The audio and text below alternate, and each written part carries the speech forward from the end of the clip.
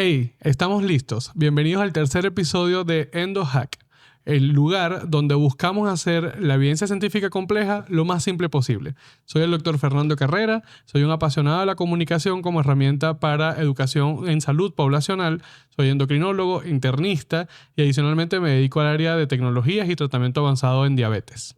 Y ahora he creado este espacio que buscamos simplificar y derrumbar el mito de que la evidencia científica solamente se entiende para esa secta que llamamos médicos. El día de hoy vamos a estar hablando acerca de hiperprolactinemia y cómo esta hormona, la prolactina, es capaz de interferir en múltiples áreas de la salud general, no solo de mujeres, sino también de hombres.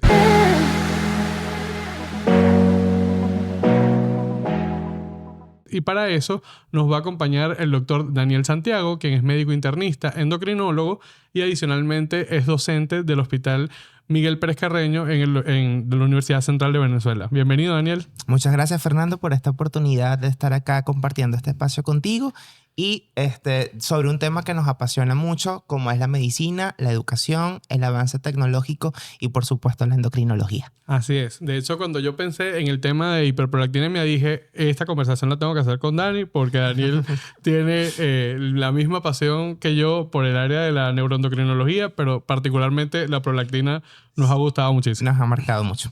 Así es, bueno, desde el posgrado. Pero más allá de eso, vamos a ir debatiendo durante esos 15 minutos la importancia que tiene esta hormona. Y para eso, Dani, quisiera que nos explicaras un poco de dónde nace la hormona, cómo funciona, cuál es su eje habitual. Ok, la prolactina es una hormona peptídica que se produce en el lóbulo anterior de la hipófisis en unas células denominadas lactotropas.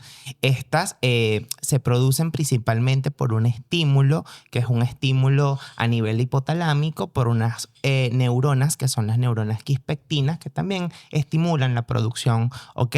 Y por una inhibición, porque es una de las pocas hormonas de la hipófisis que se activa con un tono inhibitorio. Para que nos puedan entender, es como que si apagáramos un interruptor para que la hormona pudiese producirse. A diferencia de las otras, donde se tienen que encender un interruptor para que pueda haber síntesis, ¿ok? Sí.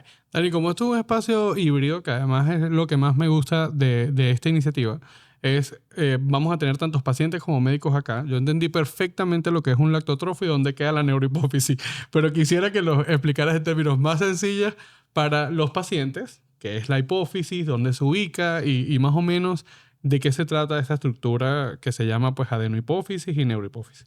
Bueno, la hipófisis es una glándula que, como yo le explico a muchos pacientes, es la directora de orquestas del sistema endocrino, ¿ok? Se ubica en un espacio a nivel del sistema nervioso central denominada silla turca, más o menos ubicada a nivel del centro del cerebro, ¿ok? Es una glándula bastante pequeña que sintetiza o que está dividida por dos lóbulos, un lóbulo posterior denominado neurohipófisis y un lóbulo anterior denominado adenohipófisis, ¿ok? Donde se produce la mayoría de las hormonas que, digamos, tienen una funcionalidad clínica mucho más activa. Como desde el punto de vista práctico, la hipófisis tiene como dos segmentos entonces. Una parte anterior que llamamos adenohipófisis, adenoglándulas. De aquí en adelante, cada vez que digamos adeno, es una glándula. Es una glándula. Las glándulas son endocrinas si producen hormonas o exocrinas si no producen hormonas, ¿sí?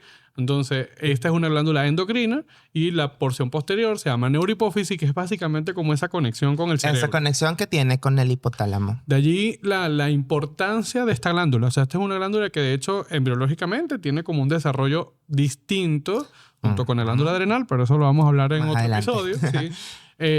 Que tiene un origen desde el tejido nervioso y también glandular, que eso lo hace propio. Por eso Dani dice que la prolactina es la única hormona que se comporta distinto. O sea, la mayoría tienen que encender el interruptor para que se estimule la hormona y en ella es lo contrario. O sea, cuando apagamos ese interruptor, se sintetiza la hormona. ¿Sí Exactamente. o no?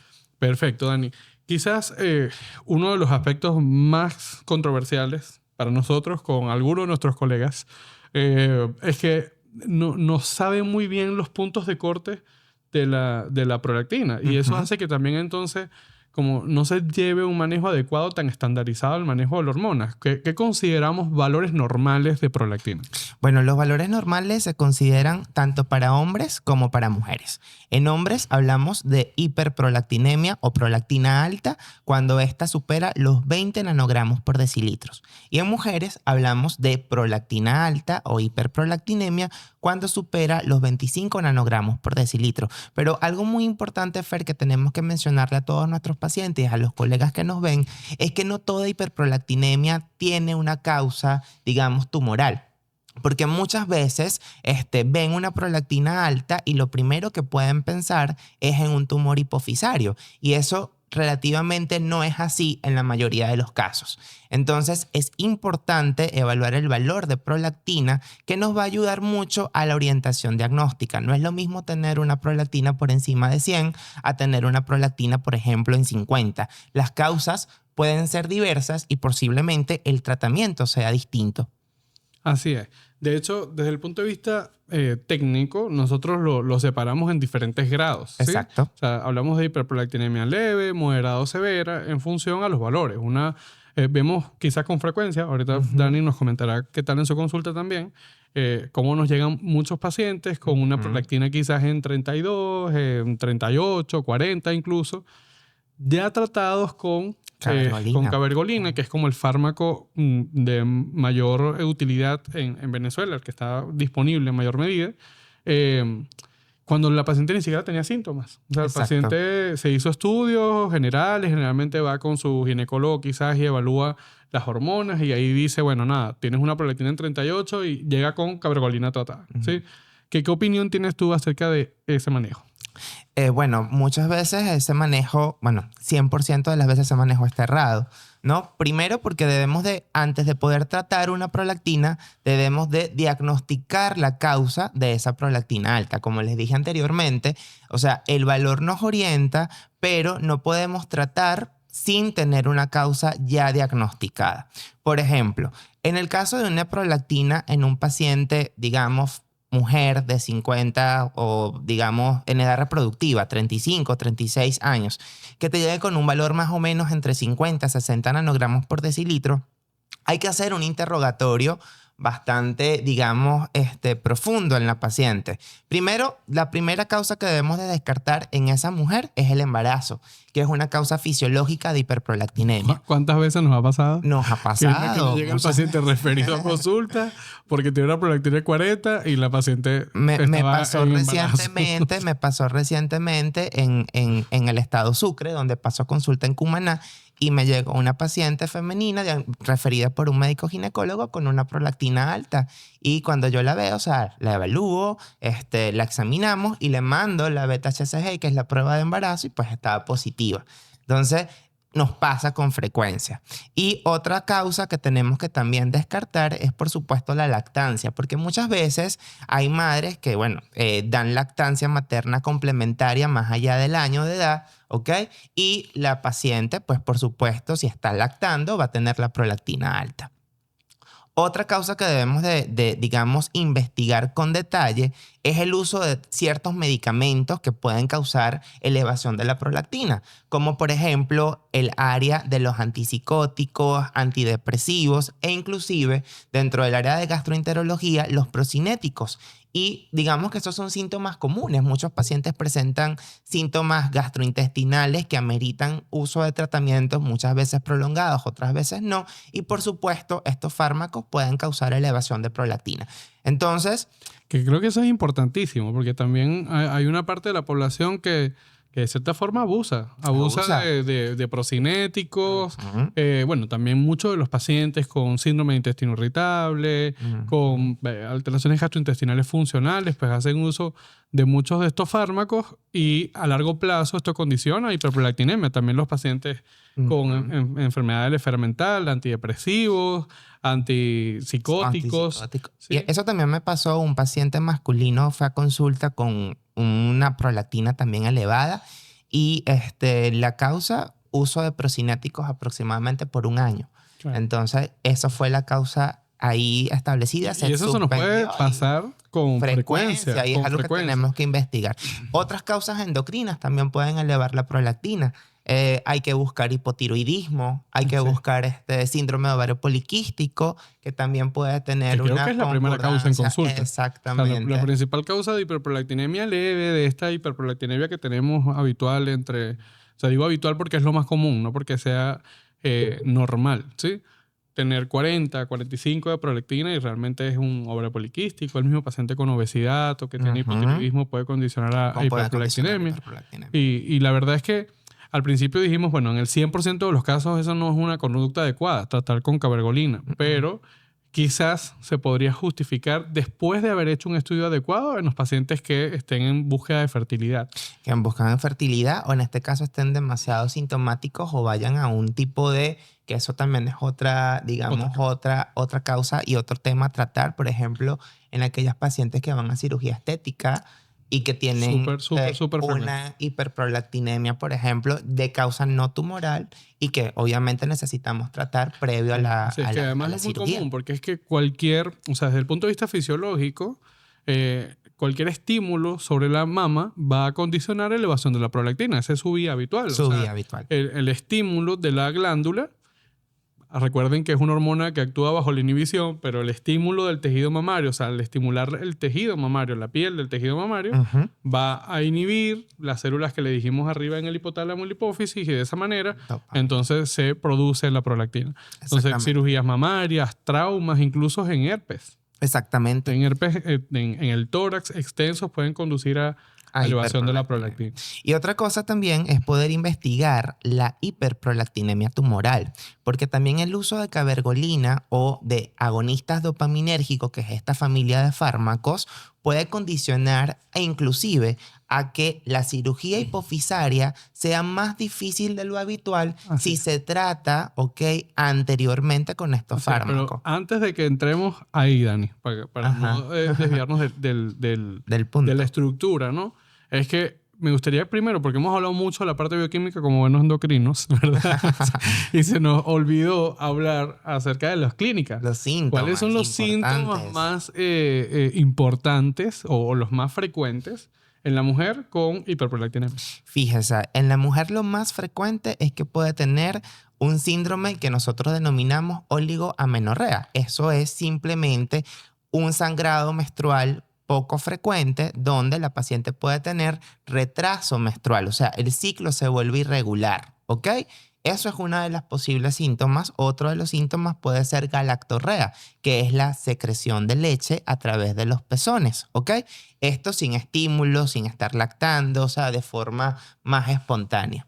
También dentro del eje sexual y reproductivo, la paciente puede tener disminución del líbido sexual. ¿Ok? Que eso también es muy importante. Además de que si la patología o la hiperprolactinemia se asocia a una lesión hipofisaria, este paciente puede presentar cefaleas persistentes muy difíciles de tratar con analgésicos e inclusive trastornos de los campos visuales, es decir, pérdida de la visión principalmente periférica. Entonces, o sea, se mantiene la visión central.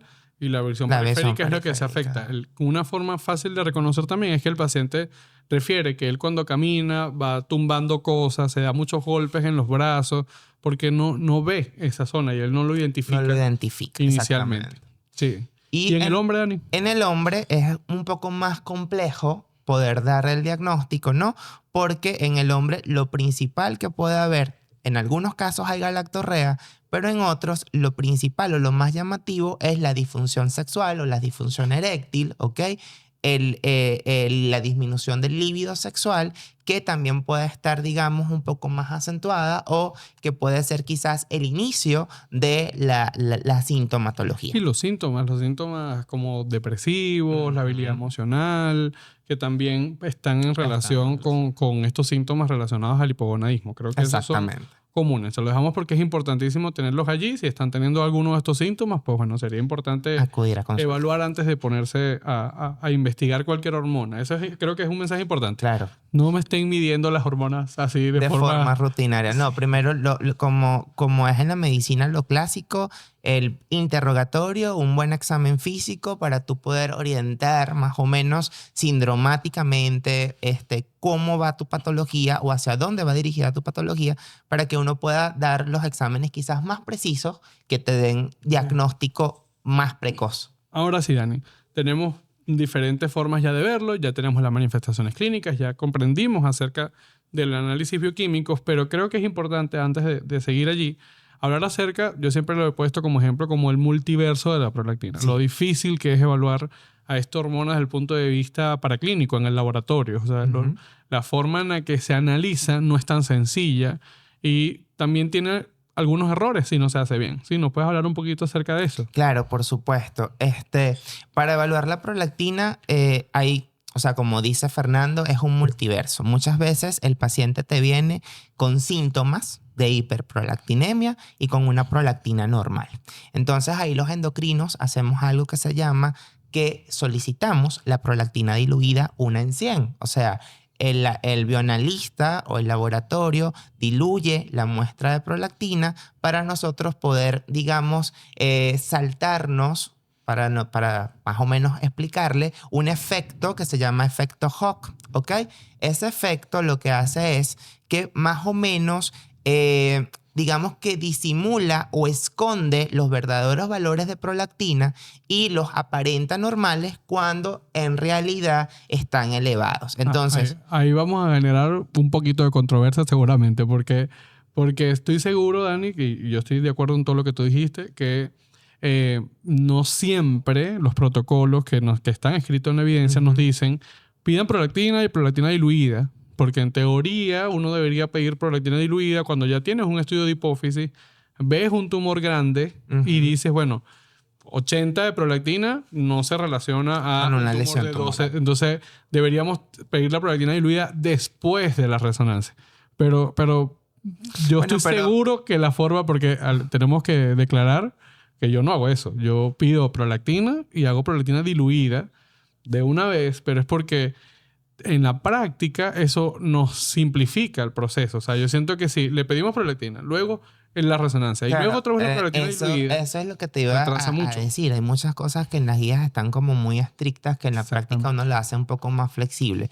Y también evaluar porque muchas veces ocurre esto, ¿no? Que tú solicitas tienes al paciente con prolactina normal y cuando realizas una prolactina diluida te das cuenta de los valores que están inclusive por encima de 100 y ahí sí planteas realizar o planteas ya la hiperprolactinemia tumoral. Porque también puede suceder, Fernando, de que tengamos una lesión hipofisaria, ¿ok? Y que la lesión hipofisaria no sea productora de prolactina, sino que sea que sea una lesión que comprometa al tallo hipofisario, que el tallo hipofisario es como esa autopista que conecta el hipotálamo, ¿ok? Con la hipófisis y que bloquee ese estímulo, ¿ok? O que en este caso no bloquee, sino que más bien encienda ese interruptor que logre activar la producción de prolactina. Entonces, eso se llama hiperprolactinemia tumoral secundaria, o sea, o por compresión de tallo, y es una forma también clara de diferenciar, ¿ok? Al momento de realizar los estudios bioquímicos entre esa lesión que produce prolactina o esa lesión que comprime y realiza o induce una producción de prolactina secundaria. Hablar de prolactina, podríamos pasar aquí toda la noche, Daniel, hablando acerca de esto, ¿no? Y yo quisiera dejar el tema de prolactinomas, el tumores de hipófisis con prolactinoma, para hablarlo, el compromiso de que Dani va a volver para hablar de tumores de hipófisis, porque sé que también nos gusta, pero ya estamos pasando los 15 minutos del podcast y quisiera que simplificáramos al paciente, Dani, las 3 estrategias básicas que tú crees o 3 consejos que le darías para reconocer estos síntomas y cuáles serían esos pasos iniciales antes de llegar con el endocrino. Ok, bueno, primero, si están presentando estos síntomas que ya nosotros mencionamos acá, como galactorrea o secreción de leche a través de los pezones, en la mujer retraso menstrual, asociado a, digamos, síntomas del eje sexual y reproductivo, como por ejemplo disminución de la libido, disfunción eréctil en el hombre, acudir principalmente a su médico de cabecera, a su médico de confianza. Si éste considera realizar la prolactina, pues que realice la prolactina, y posterior a tener una prolactina alta o un valor de prolactina, si es dudoso, pues referirlo al médico endocrinólogo para nosotros poder dar con detalle esa investigación clínica y poder darte un diagnóstico, digamos, preciso, ¿ok? Porque como les estamos comentando acá, esto es un diagnóstico bastante complejo desde el punto de vista bioquímico, y la interpretación clínica de los resultados del laboratorio es muy crucial para poder dar un diagnóstico que sea veraz. Así es, yo siento que la hiperprolactinemia es el área perfecta para recordarnos que la endocrinología es una especialidad clínica que necesita muchísima integración entre las características clínicas del paciente, la interpretación correcta bioquímica y además analizando las diferentes caras de la prolactina y adicionalmente haciendo una integración clínica, radiológica y bioquímica adecuada en el caso de las patologías tumorales de hipófisis, que tenemos que hacer el compromiso, Dani, de volver para hablar de tumores de hipófisis. Por supuesto. Pero gracias, Daniel, por acompañarnos el día de hoy. Yo les invito a todos que en los comentarios nos dejen sus dudas, sus preguntas que tengan, y vamos a estar pendientes de irlos comentando. También quería invitarlos a que se suscriban a nuestro canal para que además activen las notificaciones, y todos los miércoles a las 7 de la noche nos acompañes en EndoHack, que ya sabes que vamos a tener la oportunidad de hablar acerca de todas estas herramientas, de además facilitar la comprensión de los aspectos médicos para hacerlo un poco más sencillo para ustedes, y a nuestros colegas y amigos que también nos escuchan o nos ven, también pues se sumen a la conversación. Gracias, Dani, por acompañarnos. Yo quisiera, antes de que te fueras, porque Dani es parte del equipo WeCare también, que nos digas dónde estás en consulta y cuáles son tus medios de comunicación para los pacientes. Ok, bueno, muchas gracias a ti, Fer, por permitirme este espacio. Y bueno, me pueden encontrar como @Doctor de Santiago, es mi red profesional, y estoy pasando consulta en El Paraíso, en el Laboratorio Clínico Biolfalat, en WeCare, en Las Mercedes, en el Centro Financiero Madrid, y en Endoskin, en Torre Financiera de Bellomonte. Allí pueden encontrarme y con gusto pues atenderlos. Okay. ¿Y el Instagram lo repites, Dani? @Doctor de Santiago. Perfecto. Gracias, Daniel, por acompañarnos, y a todos ustedes, gracias por estar acá escuchándonos. Les recuerdo nuevamente que se suscriban al canal, y nos vemos el próximo miércoles hablando en este cuarto episodio sobre la importancia de la niebla mental como manifestación de muchos de los trastornos endocrinos, en diabetes, en tiroides, en otras enfermedades. Y para eso vamos a tener un invitado súper interesante que se lo voy a dejar como sorpresa, un psiquiatra que nos va a acompañar y además nos va a ayudar a comprender mejor esta área. Así que nos vemos el próximo miércoles a las 7 de la noche.